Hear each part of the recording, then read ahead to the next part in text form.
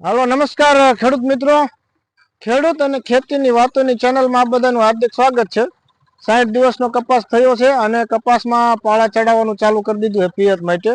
Massey tractor છે નવી model અને પાળા ચડતા જાય છે અને આગળ મોર પગા હાલી જાય છે।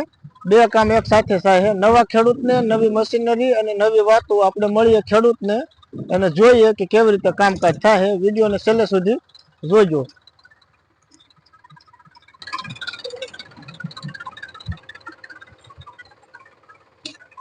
જોઈ શકો છો કે બે વખેડામાં પાળા ચડતા જાય છે અને આગળ છે એ મોર પગા ચાલી જાય છે। એટલે જે આ ટાયરનો ટોર લાગ્યો હોય તે તૂટી જાય અથવા તો પાળા ચડાવવા માટે જમીન ખુલ્લી પડી જાય। અને પાછળ બે બમ્પર લગાડ્યા છે। પાળા એકદમ ધારબંધ પાળો થઈ જાય છે। અત્યારે હાથી સેટ કર્યું હોય 2 વર્ષથી આ ભાઈએ લીધું છે।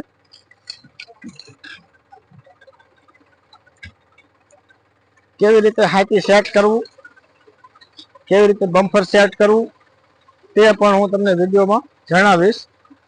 એ આગળના વિડીયોમાં જણાવીશ। આગળ તમે જોઈ શકો છો। હમણે આપણે ઊભું રાખીએ ત્યારે ખેડૂતને ખુદને પૂછીએ।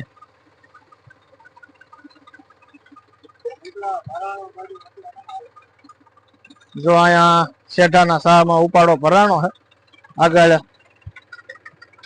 4 દાંતા છે ભાઈ, એટલે જમીન સંપૂર્ણ તોડી નાખે અને પાછળ બમ્પર હાલી જાય। એટલે આમાં ખર્ચો પણ બચે, ટાઈમ પણ બચે। જે ખેડૂત મિત્રો ભાડે કરાવતા હોય એમને એક સાથે 2 કામ થઈ જાય, એના માટે પણ સારું આ ખેડૂત છે। ઓકે ભાઈબંધ, જો પાળા ચડાવે ને ઓલો કોક ખાલા પડેલા છોડવા હોય નાના એને એ કાઢતો જાય છે, પાછળ હાલ્યો જાય છે।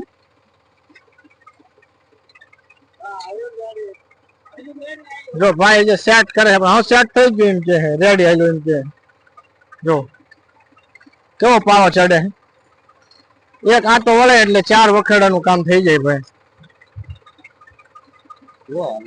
હે આમાં ટ્રેક્ટર હાલે ભાઈ। જો હાલો ચેનલને સબસ્ક્રાઈબ કરી દેજો, એટલે નવી વાત અને નવું કામ ને નવા ખેડૂત સાથે બીજા વિડીયોમાં મળશું।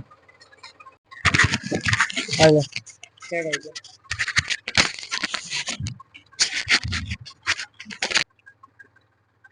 હાલો કાકા, આ કપાસમાં પિયત આપવા માટે અત્યારે આપણે પાળા ચડાવી રહ્યા છીએ।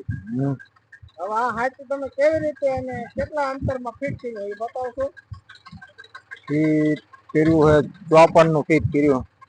54 નું ફીટ કર્યું હે અને 2 વખેડા હાલી જાય, 2 હાલ્યા જાય, મોર પગલા હાલ્યા જાય, પાછળ બમ્પર। હાલો બતાવો તો કેવી રીતે ફિટ કર્યું હે, કેટલા અંતર કેટલું રાખ્યું હે? આથી 54 ને 2 વચ્ચે વચ્ચે ફિટ કરી વાળી, 2 બલુરિયા વચ્ચે વચ આ પણ હાલો